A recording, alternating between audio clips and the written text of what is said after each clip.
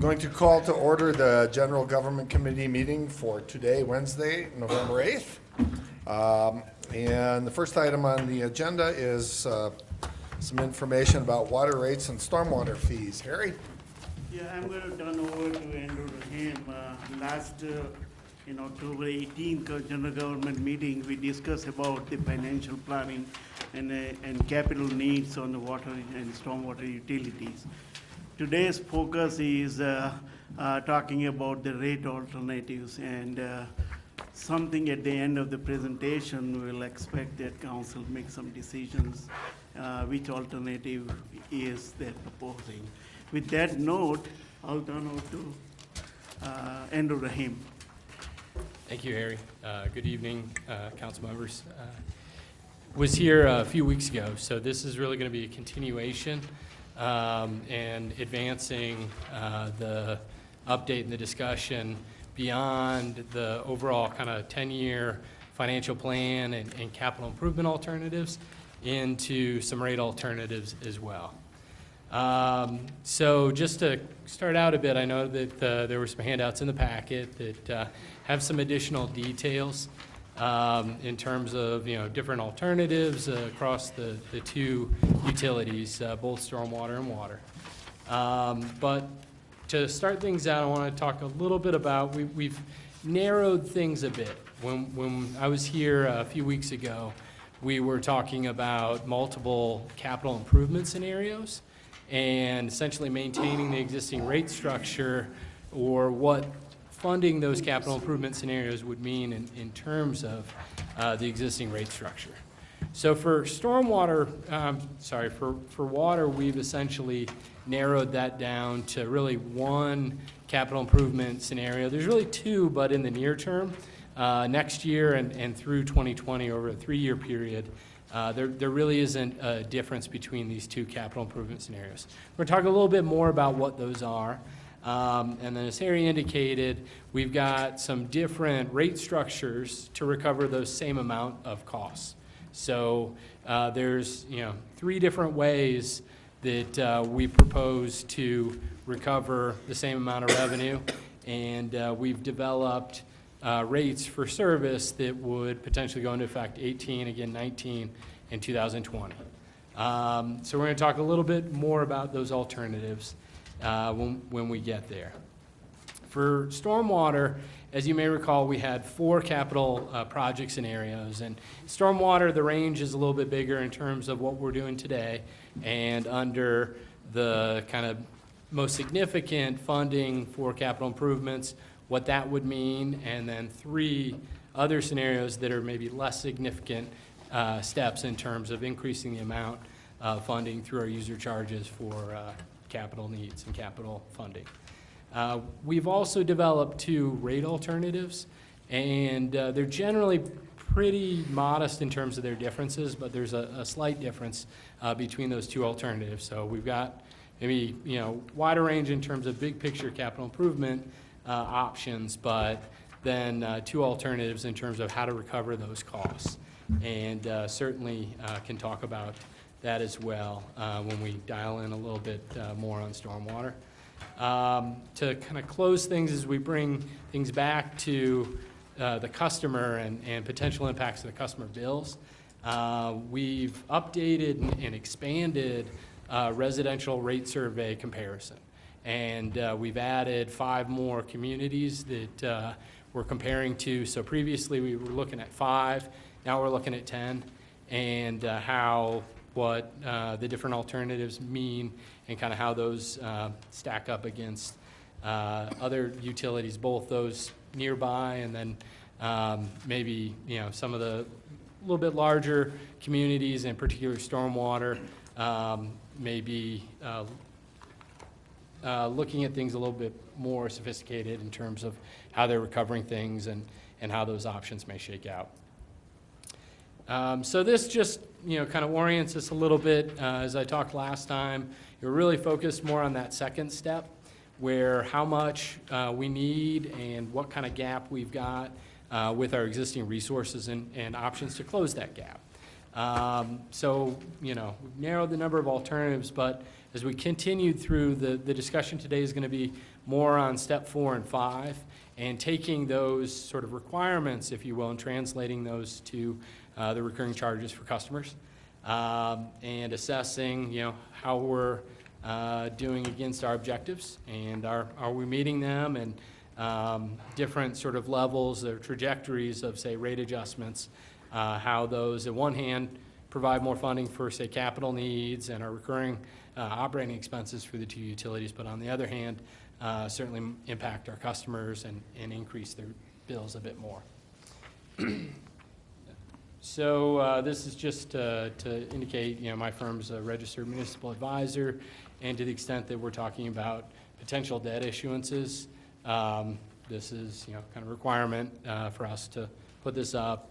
I do want to note that some of the options that we've narrowed, we really, I wouldn't say we removed from a possibility of, say, debt issuances, but that's some of the narrowing, say, on the water side, is to really focus in on capital funding that is cash-based. So we're not anticipating debt issuances for any of these sort of capital funding scenarios, if you will, over the 10-year study period. But certainly, that remains an option for the city moving forward. So we're going to start a bit with the Stormwater Fund, and similar to the discussion last time, sort of proportionally, Stormwater has a bigger gap between the existing resources, what's been identified as the long-term needs for the Stormwater Fund, and options in terms of how we close those gaps. So I first want to start with talking about the 2018 as well as sort of existing customer bills under 3 different capital funding scenarios. So the cash phase-in is a plan that we sort of phase a little bit more aggressively relative to the other 2 scenarios to build up our capacity to fund capital needs. And over a 10-year timeline or 10-year study period, that would enable us to generate and fund approximately $23 million in capital. So to start on that path in 2018, that would translate into a roughly 220% increase if we were to maintain the existing rate structure and just adjust our user charges in 2018 by 220%. Across the board, maintain the existing structure. Could I ask you a question? Yes. Okay. CIP, what's that mean? Oh, I'm sorry, Capital Improvement Program. Okay, go ahead. So the monthly bill today, and we're identifying a typical or average customer. So this is roughly 3,700 square feet of hard surfaces. A customer with that profile pays $6.70 per month today. And then we've tracked that on a quarterly basis and an annual basis. So the annual stormwater bill would translate to a little over $80. And then, as I mentioned, that most aggressive of the 3 steps in that first year in 2018 would take that bill up to $21.50 on a monthly basis, or translating to almost $260 a year for that same customer type. And that's, that 220% increase, if you will. A less aggressive plan would, over that 10-year period, fund $12.5 million in capital. And so to start on that path, the initial step is less significant. We're looking at roughly 140% increase, and taking the current $6.70 monthly bill up to just over $16 a month. I do want to highlight that certainly these are big percentages, but that does translate to less than $10 a month. I don't want to minimize it, but when we talk percentages this large, I don't want to overemphasize the nominal or kind of dollar impact, the budgetary impact to customers' monthly budgets. The last and the sort of least aggressive capital scenario, we've termed the status quo. And so that does increase capital funding beyond what has been in place historically, and it also adjusts increased funding for recurring operating expenditures. There's an initial step with this one that we're taking in 2018 to really kind of bring the fund into good financial condition and then really maintain that funding level. And doing that allows us to fund a little more than $4.2 million, a little more than $4 million in capital.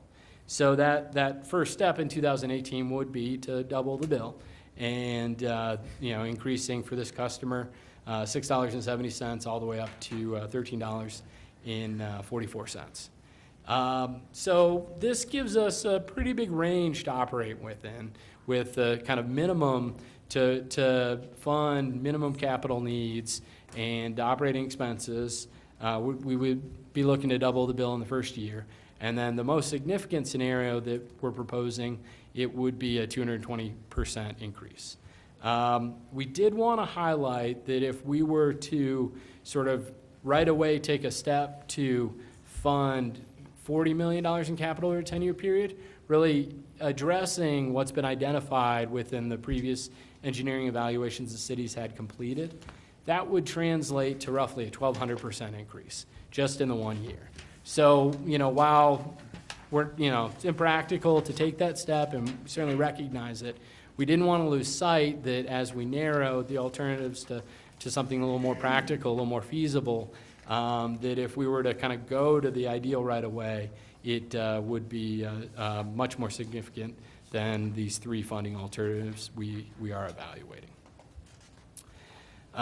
As I mentioned in the opening, we've got, yes, sir? I was going to say, maybe to put a little perspective on this, in those three scenarios, what projects would they be funding, and what got cut out of the $40 million initial estimate? There's within I'll start with the status quo, the $4.2 million sort of collection of projects. There's a number of small level kind of individual projects that have been identified over the 10-year period. And then there's also routine kind of maintenance and repairs that are being funded. And that's characterized really as the minimum. It doesn't really address the major sort of drainage basin improvements that have been identified, but that's really the minimum to maintain the system and replace and deal with sort of the infrastructure that is in place today. The other extreme is the program that starts on that path of $40 million program. That funds the majority of effectively 9 drainage basins. So in addition to that minimum level, the engineering analysis cities had completed identified 9 pretty significant sets of projects. And so that 40 million, that most extreme, doesn't quite get that full 9 done in the 10-year period, but as it continues beyond the 10-year period, it would effectively build and construct those facilities close to that 10-year period. Now, when we're looking at, say, that cash phase-in or cash constrained, we're really able to build, I think, roughly 1 to 2 of the highest priority drainage basin improvements, upwards of maybe 3 within that 10-year period. So that 23 million would effectively have us get 2.5, maybe 3, depending on which one's done first, or what order they're done, in addition to that minimum level of capital. So that, Mr. Mayor, hopefully that gives you an idea of kind of the scope or the range of what these different plans would accomplish. And in all cases, because these are being cash funded, some of the big projects, the drainage basin projects, is going to take a couple of years for the city to essentially save up money to then be able to cash fund, start with the design and then really kind of build those projects, and then another period of a handful of years to then kind of accrue funds and tackle the next level of kind of major projects that have been identified. All right, thank you. Somebody, Ashley? I just wanted to clarify. You say for the, like the 4.2 million or 12.5 million, et cetera, are those just for capital projects, or does that include the regular fees, like the permitting fees and requirements to meet those permit fees, or is this all for capital?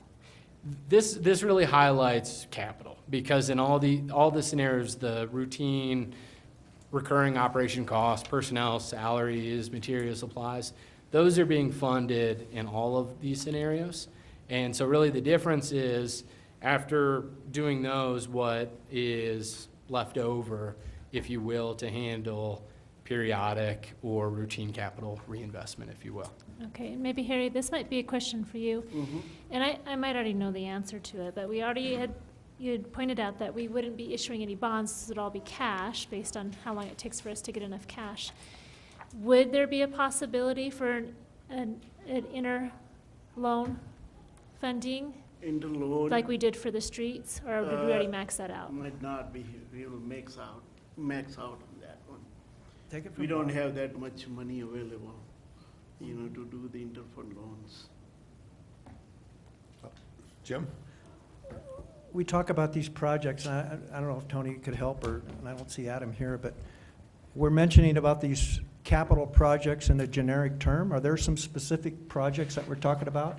And more specifically, And under the Adam- 12.5 and the 23.2, are those particular programs going to specifically address the Orchard Basin problem and the irrigation ditch problems? We can provide you that. We have a list of long-range capital improvements by project type, so we can provide that to you after the meeting. But essentially, most of the stormwater improvements are fundamentally going to be culverts, piping, retention or detention basin improvements, and they vary based upon their price tags, but generically, that's what it's doing as far as capital investments. And we can break out for you what improvements are scheduled for which basin, over what period of time. We have that for you. So can you please clarify for me, Tony? If you remember from our last Stormwater Task Force meeting, that Adam had suggested that we have a possibility to collaborate with county and ditches in the state, Yeah. and that was for a study to decide which projects would be the most beneficial and prioritize them for us. Yes. But it sounds like maybe we already have a priority. Do we really need this? Well, we to have do a it? general list, clearly subject to change. If we get new and better data that would help us reprioritize those, we clearly would, as determine what projects best optimize, our stormwater drainage issues. So we could certainly, based upon that additional information, make revisions. I mean, it's a plan. It's subject to change, but at least it gives you a framework of what major capital improvements are scheduled for each of the basins over a Didn't- period of time. Didn't Adam say that the Northeast Basin services the most Kansas City residents? That's kind of our focus. If you look at do you have a little map here? I believe it's, the North Ninth Basin, and then that's probably followed by the South Sand Creek Basin, which is largely Dawson Ranch. Those are probably your two largest from as far as impacting population. Those would be your top two. As you notice here, we also provided you of the population in all of these basins totals a little over 24,000, so roughly, 16,000 are city residents, roughly 8,000 are what I would call unincorporated county. So it gives you kind of a breakout. So we're 2/3 and they're 1/3. But unfortunately, as you know, our residents are paying 100% of the cost, not 66% of the cost. Preston? Would you contrast, and I'm just confused, existing rates and status quo? They're not the same thing, obviously, but what's the status quo? How do we arrive at that number? That's really saying that the amount of capital funding that the city through Stormwater Fund that's been doing historically or since the utility's been implemented, say in 2005's, not sustainable. So the status quo is really raising to a minimum level of capital funding that would average, $400,000 a year over the 10-year period. The current stormwater utility rate and how it's implemented really covers just that recurring operation and maintenance piece. Okay. And, customer education. It doesn't have a capital funding component. So Correct. stormwater is funded, or capital is funded through alternative mechanisms today. And add Okay. that once we identify the required transfers to other funds, particularly the general fund, for the utilization of engineering time and streets time. That fund is actually in a deficit position this year and will continue to head south unless we have, at the minimum, the status quo increase. So effectively, you got to double the rates just to financially keep your nose above water on that fund.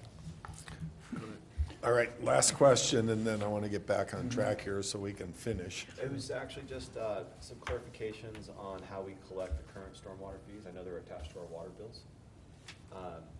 And our water currently, city water, as far as I know, it does service Lincoln Park. Yes. So they do not have this assessment on their bill. No. And then Park City Water, does that service any city residents? Yes, yes, it does. The area on North Fifth Street, when you get north of Greenway Circle, all the way to the north, is actually city limits and is serviced by Parks and Water. And they do have an assessment on their bill. That's the only bill they get, I believe. Is that correct, Teresa? Yeah. My understanding is that's the only bill they get as far as with the. Okay, Yeah, there is one. thank you. Okay, go ahead, Andrew. So switching focus into rate structure. In the previous discussion, there was a request and kind of comment to look at how do others fund stormwater? And we had 5 entities included in our survey comparison, a little bit closer to your communities similar in size or nearby, in the case of, say, Pueblo, to Canyon City. We've expanded that to include a little bit bigger communities and give us a more broad kind of range of examples. So we've added City and County of Denver, Fort Collins, Longmont, Boulder, and then Florence to this survey. So Florence for stormwater, that's really more was on the water side, but Florence doesn't have a stormwater utility charge. So they're part of this group, but they're an example where they aren't assessing or recovering a stormwater charge. So what this matrix attempts to do. Excuse me, I have a question. Do you know why Fountain, Florence, Slida, and Gunnison do not have stormwater fees? And do they have MS4 permits?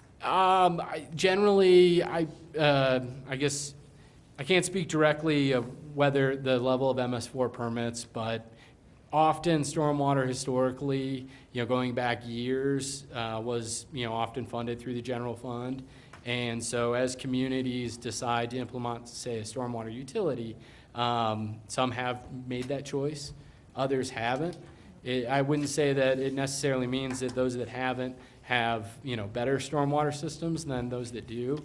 You get sort of frees up funding within the sort of tax-funded side. It also is an alternative way to sort of recover those funds. But, directly answer the question, I suspect that they have stormwater sort of management requirements. Their sort of level of where they fall in the MS4, I'm not exactly certain because population can influence that, at least to some degree. But I think this is just really a choice that those communities have made that, they haven't either taken that step to create the utility funding source or they're able to meet their needs without having a recurring monthly rate. Thank you. So what we tried to do here was to really kind of reflect I'd say the complexity of how the fees are recovered or assessed through the user charge and rate. So we've got on the examples, starting in the top 4 communities that, to the question, don't have a stormwater utility rate. And then we progress and show the different types of ways that stormwater is recovered or assessed. And there's often differences between, say, how residential customers are dealt with and then non-residential, which is a broad sort of classification of essentially everybody else, or all other customer groups. So one of the common approaches is for, say, residential, that even though there's a range of impervious service area, lot size, for either because the data isn't there in terms of individual customer hard surfaces, or just for simplicity and administrative ease, it's very common for just a flat fee to be in place. And City of Longmont has had a stormwater utility charge for a long time. They've increased that charge, particularly following the flood in 2013, but it's a flat fee for single-family residential, $13 and change per month. It doesn't matter how big your lot is, or if it's completely paved, or if you've got a large lot that has grass or a pervious surface or surface that'll absorb stormwater. City of Golden, similar example. The next sort of step that Pueblo and Boulder have is where residential is kind of broken into bands, if you will, where it's still a flat fee, but we've got sort of small lot, medium lot, and large lot. And so it's takes a step where maybe it's a little more equitable, there's a little bit more differences, but it's still a flat fee, and we're not necessarily individualizing it for each and every property, each residential property in this example. And then we start to get to those that are a little more equitable, require a little more data, and maybe a little more complex to administer. And that's where the city falls, in the middle in terms of it's fully based on each property's hard services. So the city is invested to collect that data, it's tied into the utility system, and it's being administered today on a per square foot basis. So for every square feet of hard surfaces, my bill is gonna be a little bit higher. Then the examples that we see with, say, I'm gonna jump to the bottom one, that Fort Collins on the residential side is the only one that administers things this way, where they really factor in not just the hard surfaces, but they also look at the size of the lots and have a hard surface sort of factor, if you will. So it incorporates really both elements, how big it is, your property, and the relationship between the hard surfaces to the overall property size, where it's city and county, Denver's kind of in between, where they've developed a rate that increases. It's a range between, say, if you're 0 to 10% of hard surfaces of total lot size, you have one rate. And then it grows all the way up to the most extreme is 90 to 100% hard surfaces, and that's how that rate is assessed.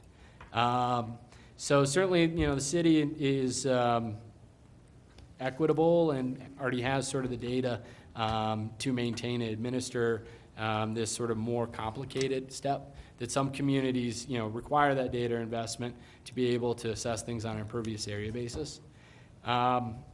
Without dwelling, kind of going through all of them on the non-residential side, it's very common for non-residential due to just sort of the range of possibilities being larger, as well as there generally being fewer customers, for things to be a little more complicated. So to give an example of that, the impervious area bucket, where Canyon City, just based on impervious area, is the only example. Golden, Longmont, and Pueblo also use that assessment or rate structure for non-residential customers. So they're kind of sliding from that flat fee into a more complicated structure for non-residential customers. And the city of Boulder is also following that example, and they're just kind of sliding down sort of to the bottom, if you will. So the end kind of conclusion that I have with it is certainly the assessment mechanism the city maintains is equitable. There's nothing wrong with it. And if anything, those investments in impervious surface area have already been maintained. So, going to, say, a flat fee simplifies some things, but it may, sort of reduce the equity, if you will, because it's going to average and group customers together. So now I want to talk a little bit about the same information for one of the funding alternatives, or this middle alternative, the cash constrained. And we developed two rate structure alternatives. Number one is impervious area based, maintains what the city's doing right now. And so this is where we're increasing user charges essentially across the board. There's really no customer classes with the existing rate structure. If you're residential, non-residential, it's the same amount. It just depends on what your hard surfaces are. And that would translate into what we saw before, a little over $16 a month in 2018. Under Alternative 2, we're adding one additional sort of nuance, if you will, and that we're looking at sort of that billing costs and that customer service element of the stormwater costs. And regardless of how big your property is or how much hard surface is, we're gonna charge you a flat fee of 50 cents per month, per bill. And then layer on top of that, the additional charge per impervious surface area to recover what, the rest of it. So we're getting the same amount of revenue under either alternative. It's really just whether we kind of give ourselves a fixed cost of, or fixed revenue of 50 cents a month for each account versus the current structure where it's all impervious area based. And that's why between these two alternatives, there really isn't a significant difference as highlighted for this customer. Is the justification for, let's say, charging 50 cents per property as a fixed rate just to cover billing costs, or is there an additional justification for that? It's really to recognize, regardless of the size of your property, the hard surfaces, the city is going to incur a charge to, bill you and or be available to, answer the phone if you got questions, the customer service applying, the revenue. And so it's from a utility perspective, this sort of customer function, if you will. So it's kind of the fixed investment regardless of what your property looks like. Dennis. Jim? Did you do any kind of an analysis in terms of what the break-even minimum fee would be? It seems to me like at 62 cents or 50 cents, we're losing money by sending a bill out and processing that bill and that payment. I mean, there's got to be a point there where you wouldn't bill. Well, they bill it with the water. Yeah, I mean, generally the bill's kind of already going, so then it just becomes, participation in those billing costs. Before there was a stormwater utility, then the water bill or the water fund essentially absorbed all of those billing costs. And with multiple utilities on a single bill, they're sharing the costs across the utilities. So I don't know if the break even would be the exact kind of analysis, because we're not really doing too much more than what is already being done. It's just a sort of question of, stormwater should pay costs proportionally for bills that are being sent out for the stormwater utility.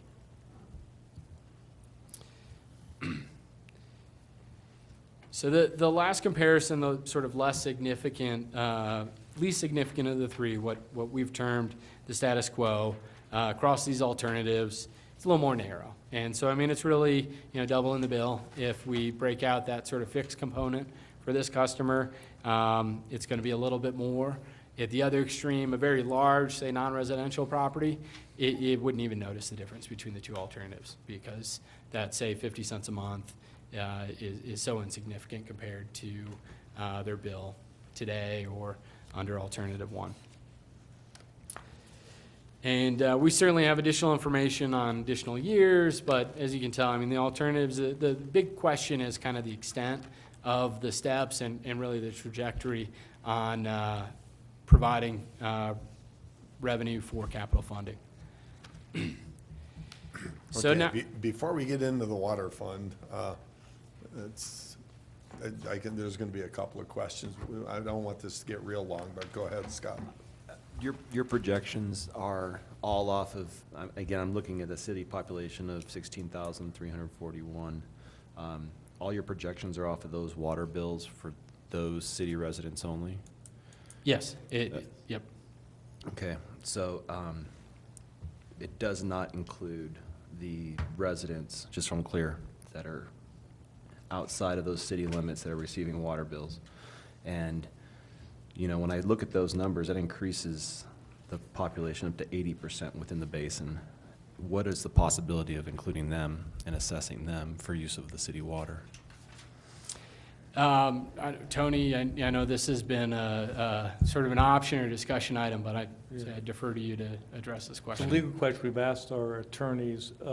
It's a valid question, but I think the ultimate solution is a regional district that covers not just parties like Lincoln Park that happen to be on city water, but also people that are outside the city that are in Park Center, so that it's a comprehensive solution for all 6 of our stormwater basins. That's the ideal. For example, if you took a look at our rates and these proposed increases, and everyone was included, these rates would be reduced by 33%. That's significant. And but that requires the county to participate, correct? They would have to agree to the service plan, and then it would be subject to a ballot measure. But they would have to agree to the service plan. Okay. But otherwise, we have other options if they did not agree. Yes. That's really what I wanted. Thank you. Ashley? My question is, I see that you have the average bills for 2018, and I am assuming the lowest bills would be within cents, but how would the highest bills be affected? Do you know? And what would be more of the median? I don't have that specific question as far as the maximum, but just kind of to take the question of alternatives that are sort of put on the table, off the table. I mean, it's really, if we were to head towards the sort of status quo funding plan, everybody's bill in 2018 would double. Regardless, the largest users, the smallest users, we would just bring that impervious area rate, essentially double it. So I'm just curious, because doubling cents isn't a big deal, but doubling hundreds of dollars is a bigger deal. that's something I How many think people is that affecting?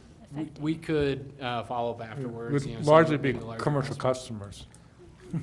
They have the most significant impervious area, parking lots, for example. Yeah. Jim? You had Probably something? Walmart. Well, Scott, you said that there was another alternative and Tony concurred. What is that other alternative? That we assess 4,000 people that are receiving city water to Okay. bring that 66% liability to 80%. Yeah. Those There's people also are legal not in, options, too. those are not in the city limits, though? Correct. But they Okay. receive city water. Okay. Thank you. And then, I got lost. Is that legal to charge people? That's why we've asked the attorneys that, but there's other legal options on top of that the city could pursue if it wanted to try to achieve a more regional, equitable resolution of And these my costs. only thought here is, as we start talking about doubling our water, or our stormwater bills, how can we help offset some of that cost by bringing in more people if the county doesn't want to help out? Would that require an election as well? No. No. What was the question? To include outside city residents that are getting city water? That I don't have an answer to. We've asked the attorneys to research That's that. still part of the Yeah. truth. yeah, and then I had a conversation this morning with both Tony and Harry. And, yeah, if you want to go ahead and pass that out. And basically, the way the conversation went was, when, there's this, basically, there's residential customers and there's non-residential customers, the majority of which are commercial customers. And it's a matter of fact that the commercial property tax rate is 4 times the rate for residential property, okay? The majority, if you look at, the commercial businesses are the properties that generate the sales tax that fuels the city's engine. So without the commercial businesses, the city wouldn't exist. They pay 4 times the property tax rates. They also have the largest amount of impervious surfaces per parcel. This sheet that Harry handed out, it's a look at the stormwater billing from commercial properties versus stormwater billing that we get from residential properties. There is twice as many, it would appear as if Almost twice. it's commercial, residential. I thought we had. 17, if you look at the amount we are collecting from commercial is 339,000, and from residential is 312,000. Compared to the full year, last year, we collected from, commercial is 405,000, and residential is 372. So ratio is about 53-46%. Okay, so, and the point is, there is 2.5 times as many residential customers as there is commercial customers. And then if you also look at what is the single biggest contribution to the stormwater issue in the city of Canyon City, it's streets. That is runaway, hugely the biggest impervious area. I mean, I don't know what the numbers are, but streets are the largest contribution to stormwater. And who uses the streets? Residents. It's not the businesses. The burden of this stormwater billing has fallen on commercial properties that are, first of all, required to have impervious surface for their parking. They pay 4 times the property taxes. They generate all the sales tax that runs the city, and they're getting stuck for the stormwater bill on top of all of that. My point is, there has got to be a better way to do this that doesn't, quite frankly, screw the businesses. Everybody uses the streets. So there's obviously 2 different rates, commercial and residential. I have another question. And then if you adjust the commercial rate down so that they're paying 1/3 of the bill and not 2/3, or more than half of it, that means the residential side's got to go up if you're going to accomplish the same goal, so. They Harry, have same, yes. I think on your figures,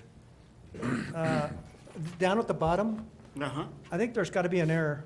The total residential shows 5,000. Yes, How does that doesn't look like it makes sense with the figures. we have total 6,200 accounts, Well, and of that, 5,400 is residential. yeah, but none of the customers in any one month are more than 3,000. Yeah, because we have quarterly billing on residential. If you look at the commercial is monthly. Is bill. single. Right. Okay. Yeah, and so, I mean, so the commercial customers are 1/10 of the water users, yet they pay more than half of the stormwater fees. And it's just, it's out of whack. Just something to But ponder. if you had both entities paying the same impervious rate, wouldn't that settle that? Wouldn't that fix that? The same impervious rate? No, Right. that's why, that's how it is now. Right And now, that's they- why the We have businesses same rates. pay 5 times as much as the commercial, the residentials. Yes. Something that would make sense to me is if somebody could come up with a number of a flat rate for both business and residential. What kind of flat rate dollar would it take for everybody to be treated fairly to achieve the goals that we need to achieve? The problem I have is, and this has come up quite a few times, is that impervious surface. I lived in a house that had a gravel driveway, all yard, and a bar ditch in the front. And they had impervious surface on there. Well, there was really no impervious surface. I think if it went to a flat rate that said, basically, this is the charge for taking care of the stormwater in Canyon City, everybody shares the same problem, or Canyon City and county residents that contribute to the, that their property contributes to the water flow that comes in and through Canyon City. Does that make sense to anybody else? A flat rate for commercial, residential, that would achieve the goals that we need to achieve, Yeah, rather it's- than based on impervious surface. Yeah, well, it's, and, I mean, there's a lot of factors that go into this, but you think, I mean, I know people that own 40-acre hayfields that are in the city limits. Right. And is the rate for a 40-acre hayfield the same as for a 5-acre Walmart paid parking lot? Right. It's, I think we ought to take the It's- impervious surface out of there and make a flat rate for stormwater management, Well, period. it probably So- requires a little bit of both to Personal be opinion. equitable and fair. Wouldn't we just take the operating and capital costs annually and divide it by the total number of customers? There you go. There's And your what would that average number be? The math on that one, you know, certainly wouldn't be difficult and something that we could follow up with. But just sort of generally, the way that the averages as this highlights, that would translate to the flat rate, you know, for residences and really the annual cost for each residence to go up, and the annual cost on average for businesses to go down. And the other thing that, you know, in trading, the trade-off that, the difference you would see is that if it's, I'll just use an example, a grocery store that has a big footprint, you know, often large parking lot, compared to, say, a small corner commercial business that has a much smaller sort of footprint, if you will. Under a flat rate, those two entities would pay the same amount annually, but their potential contribution in terms of when it runoff. And it's would my be understanding that most of the commercial businesses that have large impervious surfaces have to have some kind of pond there for this runoff from their parking lots and stuff? I would defer, I don't know the specific That's answer to that correct. I question. mean, I'll use- Walmart was Yeah. required to build. Right. A retention pond or whatever you wanna call it. I mean, when I built my parking lot, I was required to build a detention pond. Right. There's no outlet. It's, That's there what there I'm is talking, no yeah. stormwater that runs off of my parking lot. It goes at into all, your hole none. and It drains goes into into the the dirt. ground. And, I was just gonna say, I think the only way I could support that concept is more if the flat fee was to cover the basic maintenance costs and for the MS4 permit and the billing, but we would still have to have a somewhat of an impervious rate to be equitable and fair to those who had larger lots versus those who Money have for capital nothing. Yeah, improvement. I think there's a middle ground there. That, it would be interesting to see the numbers. if we were gonna do that, I would strongly encourage different, different rates for commercial and residential. I would say that makes The perfect sense. residential rate for impervious surface could be 5 times what it is for the commercial. How is that done? You showed us different cities that have different rates based on their impervious fees. Are there the square footage of their lots? Are there square footage lots, their fees based on the size of lots? Do they go up or down with the size of the lots?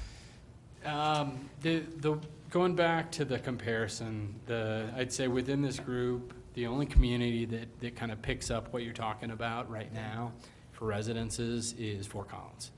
And where they're kind of factoring in a flat charge, a sort of size of property charge, as well as the impervious area charge. City of Boulder also has that element in, more particularly on the non-residential side. But you know, I think the couple options are certainly possible to, you know, kind of calculate, and they would, I mean, ultimately, we would be looking at sort of what's driving the cost. And so in you know, one example, there may be sort of elements of MS4 permit and education that, you know, are fixed, if you will. And the amount of impervious or pervious surface area may not be a great sort of nexus for why the city incurs those costs. But a lot of the other elements, going back to these, say, I'll say the city of Longmont, for example, and we really looked at, okay, what is the kind of responsibility for residential based on either impervious area or a typical property? And so what drives their flat fee is, okay, this is sort of residential responsibility for the costs that are incurred. And while if it's a new business, there may be sort of an on-site detention requirement, for example, Walmart or kind of a large non-residential business, generally, you know, it's hard surfaces, that if something was undeveloped and it rained, it would either be a floodplain or it wouldn't sort of flood a property. But when we start putting properties on it, we create driveways and the hard surfaces, we're changing how, you know, the kind of flood and absorption happened in the past. So that's why having to sort of capture and carry it away or put a spot on the property, a low spot for it to, you know, essentially be retained and detained till it can evaporate, is how stormwater management sort of occurs. And so that's where, you know, if you got a city that's less developed, the more impervious surface areas that come into place, the more difficult it becomes to sort of manage stormwater. So I think that there's some potential additional options that, you know, could change cost recovery responsibility, or look at maybe a difference between residential and non-residential sort of charges, but there's gonna be some underlying principles that I think are still gonna be consistent, that, you know, non-residential on a per customer account basis, on average, has bigger properties and more impervious area than, say, residential. Well, I don't want to lose sight of the fact that the single biggest contributor to stormwater runoff is streets. It's roads, paved thoroughfares. Now, if you're looking for a suggestion, I'll say, include the paved surface of the road in front of each lot as part of their impervious surface when you're calculating the amount of impervious surface. It's, which is kind of a, Oh, I see. I mean, Right, for a reference. who gets the benefit of the paved road in front of your house? You do. That's, and I cannot swallow one more dump onto commercial businesses. It's just not right. They already shoulder the load. Frank? Dennis, I agree with you with regard to the commercial stuff. The only thing I'm looking at is with the flat rate. I think there needs to be something, because if we do something with the commercial people who are paying the most and towards a flat rate, then the residential people could have a significant increase. So I think if you can look at your study and come up with what would happen if we did a flat rate versus, you know, we're talking about trying to have an equal playing ground for everybody that pays into this. It's what, One example is if you assume $1 million budget, which is close to the status quo, and you divide it by the number of customers, it would come out to $160 per customer. Look at your annual bill under this proposal, it's $161. Eerily similar. yeah. Okay, one more question, and then I want to get on to water Question or rates. comment, but Okay. we've got potentially, correct me if I'm wrong, but we got this requirement for larger developments to have these stormwater exactions and fees and ponds, but we give them no, as Dennis has mentioned, I don't know that we give those businesses that now have a significantly less percentage of runoff any discount or advantage for having to have met that requirement. And it seems like that if you compare Walmart's parking lot to the parking lot at Big R, there's a significant difference in those two runoff entities. And I'm going to assume that both of those entities pay the same amount, and I don't know that that's fair. Okay, so I'm going to say, as far as stormwater rates go, we have a little bit of looking to do yet. I don't think we're ready to make a choice. I but concur. It's, Andrew, if you'd like to go ahead with water rates so that we have a chance of getting through this. Sure. So with water, the kind of difference in funding gap is less. And so one of the components that we looked at previously, as I mentioned, we had more capital funding scenarios. But in the near term, while we're listing two, cash constrained and status quo, over the next 3 years, the period 18, 19, 20, these two scenarios aren't any different. But over that 10-year period, the cash-constrained option has essentially a little bit higher annual rate revenue adjustments. They just don't factor into our plan until after 2020. So in the near term, the funding options, they're going to be the same. And so what we're really looking on the water fund side is, say, in 18 for a 9% adjustment or increase, from a rate structure recovery from our different sort of customer types and users, which alternative do we prefer? And, you know, over kind of beyond 2020, these, you know, options I mentioned before are a bit different in terms of how much capital it funds. But, the alternatives are going to be a bit more different. So we've got monthly bills, quarterly bills, and annual bills. And as you can see, in 2018, we've got on a monthly basis essentially a $3 increase for if we maintain the existing rate structure and headed towards whether it's a little more capital funding over the 10-year period or what's depicted under sort of the status quo. Both we're proposing a 9% step. The other thing that we wanted to highlight is right now most residential customers, all residential customers largely, are billed quarterly for water. There's some additional costs that have been factored in to go from quarterly to monthly billing. And all of these options anticipate that that step is taken in 2018. So just wanted to highlight that there was some additional costs, but it's one step in today instead of a customer, in this case, a customer that uses 10,000 gallons, instead of them getting a $100 bill roughly every 3 months, sending it monthly can help with kind of monthly budgets as well as those folks that, budget differently, may get a little surprised, and then they're sitting on the bill a little bit longer. So having, essentially the same amount of cost, but just more frequently may help people stay a little bit more current with payments. But it also reduces kind of the size of the bill, if you will. And so with that, I want to go into rate alternatives. Before I go there, one of the other steps that we had taken is that initially we were looking at just next year and kind of the cost of service, if you will, between the user charges and the revenue we're recovering from our different customer groups today. In this case, we're looking out 3 years. So we're giving ourselves a little bit more time to kind of offset or adjust inequities by sort of user type, if you will. And this gets a little more complicated, and then we've got some additional layers where the largest set of customers is the residential customer class. And over this 3-year period, we're proposing to increase overall from the system that bottom line roughly 30%. But from a class of users grouping residences together, we would look to increase that a little bit more to be in alignment with class cost of service or an equitable recovery for this, say, grouping of users. The next sort of major grouping of customers that we have, particularly from a revenue standpoint, includes both what we've termed municipal or city customers as well as one subset of, say, commercial.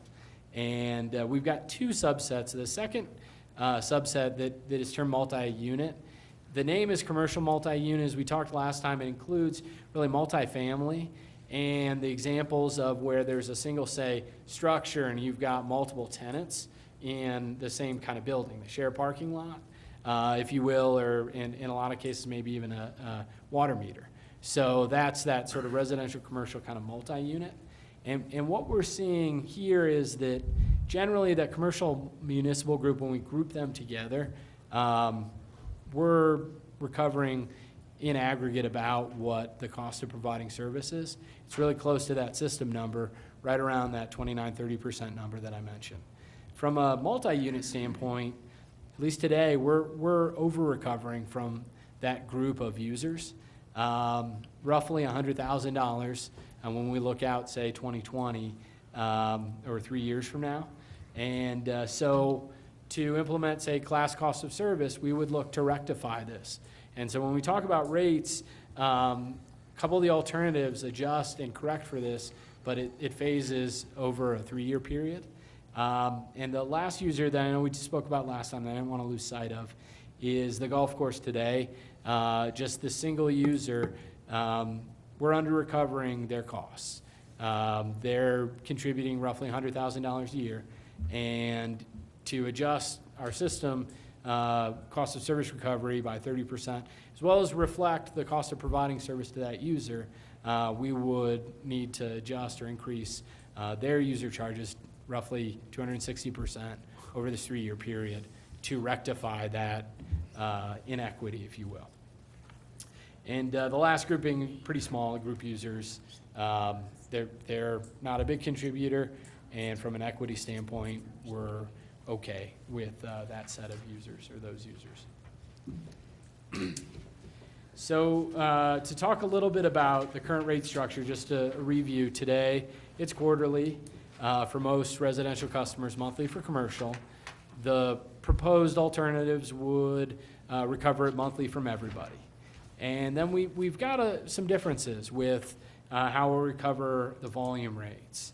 For residences, we've got 3 different tiered rates, if you will, and a fixed amount of water that increases. So as I use more water per quarter, the bill essentially goes up, and you know, tier 1, and then it goes up to tier 2. And there's a slight adjustment. There's not a big pricing difference between tier 2 and 3, but that is in place as well. Now, switching to the commercial and commercial multi-unit, they've got different volume rates and they've got different tiers, but what they do share is that it's what we call a declining block rate structure. So most customers are really in that first tier. It's really just large users, the city, and some of the very large commercial properties that really get into that second tier of usage under the commercial structure. But monthly, if I use more than 3 million gallons, I'm paying in the second tier.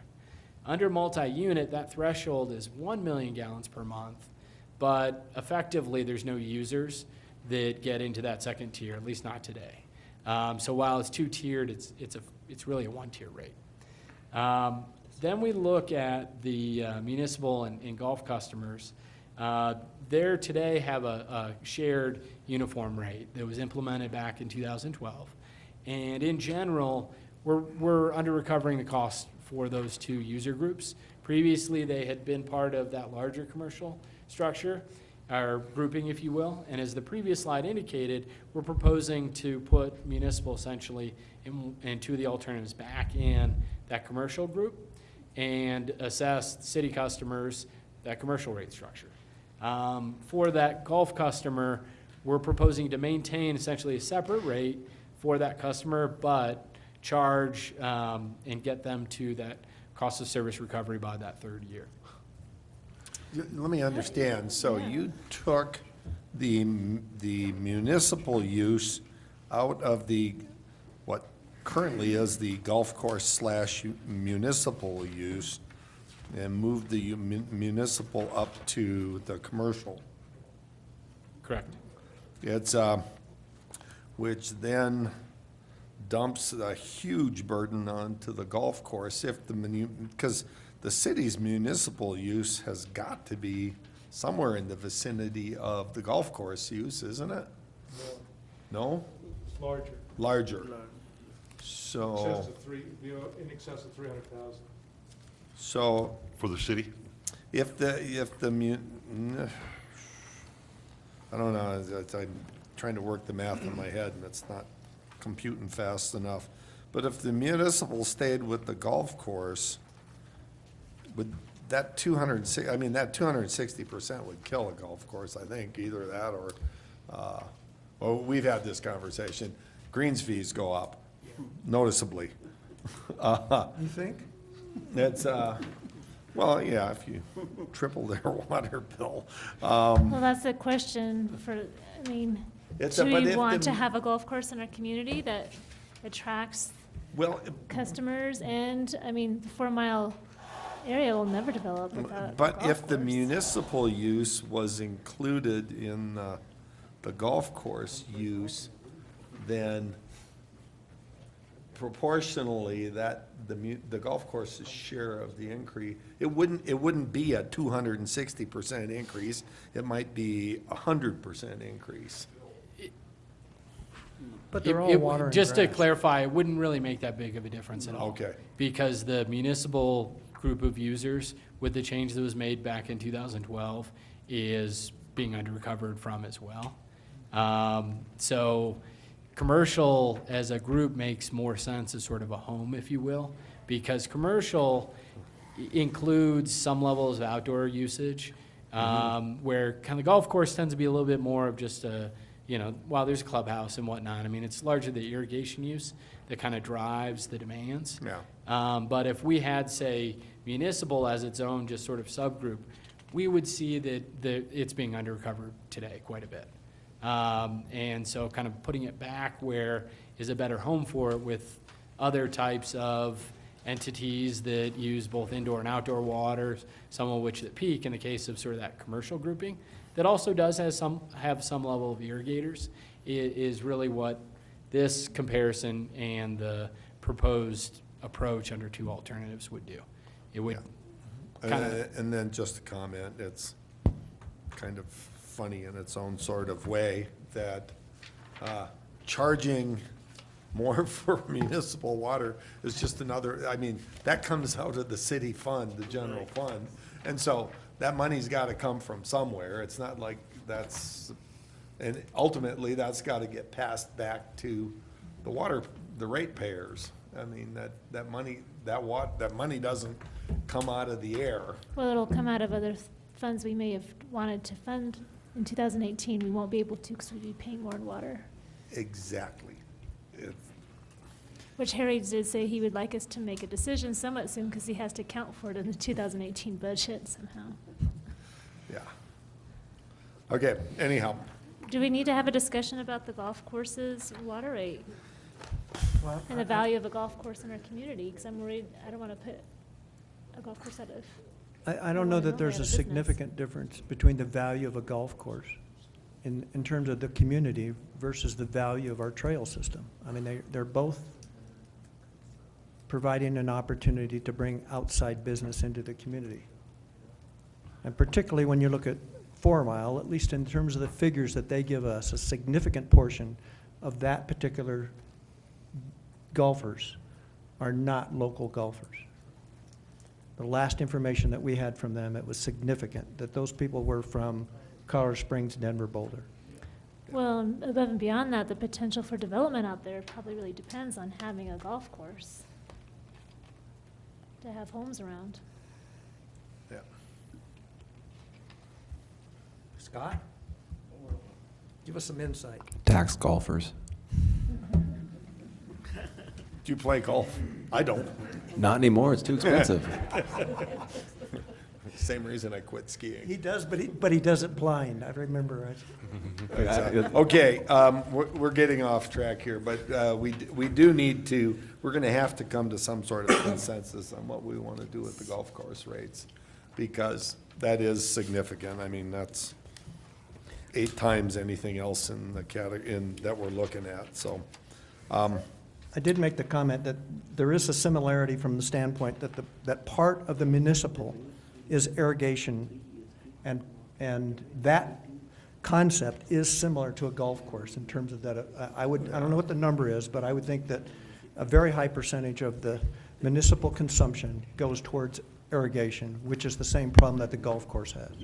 Yeah, the single largest consumer is the cemetery, followed by the parks. Yeah, that's well, I was gonna say, if you put what would probably amount to a relatively insignificant additional increase on the residential users, it would fund the discrepancy on the golf course. I mean, if you even doubled instead of 3.5 times what they're paying, if you doubled it and added $1 a month to I mean, because you look, the residential use is 10 times or what the golf course use is. And yeah, I think there's benefit to having a golf course, and that benefit could be shared by all at a very small cost to everyone. We always get into the quandary about using tax dollars to fund private enterprises. Yeah. But we already do that in special instances where the council feels that it's a benefit to the community. Yeah. I mean, we've got an incident that we heard last night. We do it with the Arts Center, where the council has decided that that particular entity is a benefit to the community and consequently requires support from council and a use of tax dollars. So the concept, I think, makes sense. Okay, I'm sorry, Mr. Ream. Can I just do one more question? Where do the schools come in to water fees? Do they have a special rate? The who? Schools? Schools. Commercial. All right. Mr. Ream, if you'd like to proceed. Thank you. So let's talk a little bit about the alternatives, and as Harry highlighted, what we were looking at before was, 3-year gap. So what we've proposed is phasing towards that 3-year gap and taking steps in 18, 19, and 20. And these alternatives are designed to generate the same amount of revenue. So alternative one is pretty basic. We're maintaining the existing structure. The Gulf rate that's $1.30 today would just increase across the board. It would be $1.42 in 18, and by 2020, it would be $1.69. I'm using the Gulf customer just kind of illustrate some of these differences because it's maybe the most pronounced. Under alternative 2 and 3, in this case for the Gulf customer, we're looking to rectify and get towards that class cost of service recovery by 2020. So keeping those volume rates in mind, if we were to take that step and eliminate essentially the subsidy the other customers are providing to that one Gulf customer, it would be in 18 a $2.33 volume rate that goes up to $3.44 in 19 and would be $4.65. And this is per 1,000 gallons by the third year. So if we maintain the existing structure, that 30-year volume rate for Gulf, again, just highlighting with that customer, it's $1.70 versus $4.65 per 1,000 gallons. And that helps, I think, identify at least one of the changes or differences amongst these alternatives. But alternative 2 and 3, you've got a couple other changes around them. And so under alternative 2 and 3, we're proposing by 2020 that we're, adjusting, recovering, rectifying that class cost of service difference while increasing overall water user charges and revenues by roughly 30%. So under alternative 2, we're doing less changes. We're really just looking to adjust the fixed charges a little bit higher than we would if we did an across the board level, so that we're covering the cost to issue the bill, read the meter, replace the meter, these sort of customer charges a little more equitably by users, or those that have larger, say, water meters would pay a little bit more, and those that have smaller meters would pay a little bit more than they would, say, under alternative 1. So that stabilizes a little bit the revenue stream, if you will. We get a little bit more guaranteed revenue before anybody turns on a faucet, flushes the toilet, or demands water from the system. The other kind of major change that we talked about was we would absorb municipal within that commercial class and then assess and recover from Gulf customers as well as the other users, multi-unit, that proportional or class cost of service, if you will, and take a step to rectify that by 2020. Alternative 3 has got a couple other changes in it, really around the volume structure. So with alternative 3, there's an additional change for residential. We're really going to try to do two things. One is that in Tier 2, we're proposing to make that a little bit wider. So today, we're recovering, if you use over 4,000 gallons a month, but up to a little less than 7,000 gallons a month, you pay Tier 2. We're looking to really widen that to be 4,000 to 12,000 gallons. And let me make sure I didn't misspeak there. Yes. And then Tier 3, usage above 12,000 gallons a month. The second change is, I referenced it earlier, while there's a difference between the Tier 2 volume rate and Tier 1, there really isn't much difference between Tier 3 and Tier 2. It's a small amount, so that effectively it's a 2-tiered rate. We're looking to add and recover double, have a Tier 2 rate that's twice as big as Tier 1 and Tier 3 that's 3 times as big as Tier 1. To really add a little bit more of that, if you use more, if you're often a peak user, you're a little more expensive to serve. And so under alternative 3, we're going to have some changes for residential customers. If I'm using 1,000 gallons a month, I'm going to have an impact that's a bit different than, say, a customer that's using 20,000 gallons a month, when these handful of changes sort of kind of accumulate on top of each other. The last set of changes is really just a bit of I characterize it as a minor change for both commercial and commercial multi-unit. As I mentioned before, today there's these two tiers, where if you're above in that second tier, you pay a little bit less than you do if you're in that first tier. Vast majority of commercial and commercial multi-unit customers stay in that first tier. We're just proposing that instead of having this declining two-tier rate, we collapse it and do a uniform rate and just have a single volume rate regardless of above 3 million or below 3 million gallons in the case of the commercial users. And what that does is there's essentially city users and Department of Corrections type, those large commercial enterprises that get into tier 2. All the other users stay in tier 1. So for the most part, the effect is going to be for those real large users in terms of that rate structure change. And otherwise, alternative 2 and alternative 3 for, say, commercial and golf is basically going to be the same. We included as part of the handout in the packet, and I know I've just kind of talked through a fair amount of kind of detail and changes, but we can see in the handout, starting with page, say, 4, what these mean in, say, 18 for the inside city customers. That fixed charge and what that would mean under, say, alternative 1, alternative 2, alternative 3. And similarly, residential, commercial, and the other groupings or users of customers. So we didn't put that information necessarily in the slides, but you've got that detail that may help if we get into some questions about these alternatives. I do want, in the interest of time, to jump a bit into kind of what does this translate to? And the focus is for a residential user. You know, those are the most users we've got on the system. And again, we're using a pretty typical or an average customer that uses 10,000 gallons a month, and what their bill would look like, in this case, in 2018. So as mentioned earlier, alternative 1, just across the board. So the roughly $32 a month would go up to just under $35 a month. No changes to structure. Under alternative 2, we're really maintaining the existing structure. We're just rectifying that slight inequity, in this case for residential customers, where they're underpaying a bit based on the cost of service. So that would mean that for this user and for residential customers in general, they're going to outpace that overall system-wide increase of 9%. So the bill would go up a little bit more, about 11%, and a little more than $3 almost, $3.50 compared to about a $3 increase, as the case would be under alternative 1.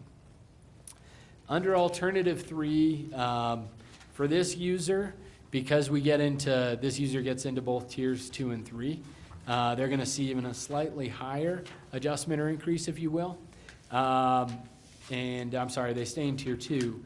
But if we were to look at sort of a lower volume user, they would be percentage-wise a little less impacted than they are, say, under our alternative 2, because of what we're essentially doing with the tier pricing and the relationships of, say, tier 1, 2, and 3 under this third alternative.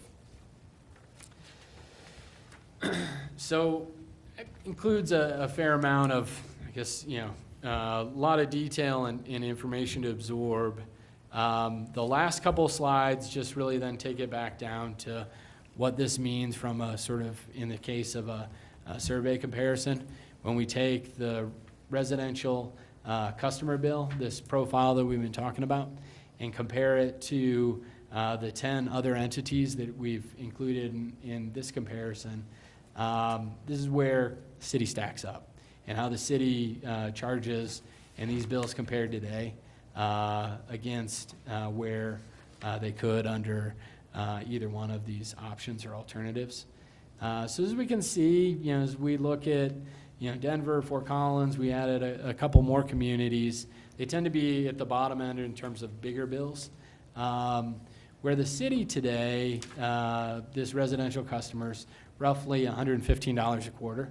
And under the alternative where we're doing the cash constrained alternative, we're increasing that recovery primarily on the stormwater bill per quarter. We're increasing it roughly $36 per quarter. Relative to, say, the status quo, that's a little less significant. That increase isn't quite as significant.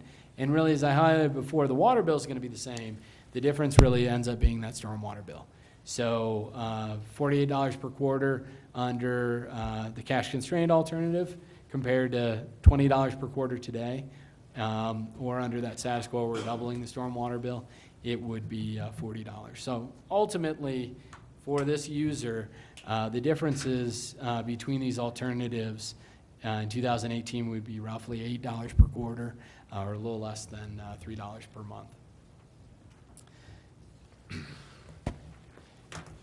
The other element that we want to talk about a bit is as we translate, the bill in terms of one funding mechanism, and then look at one of the other funding mechanisms, say for the general fund or the non-resident, or general fund side and the tax funded side, the typical resident or the 220,000 assessed valuation, their 2018 property tax bill would be roughly $46.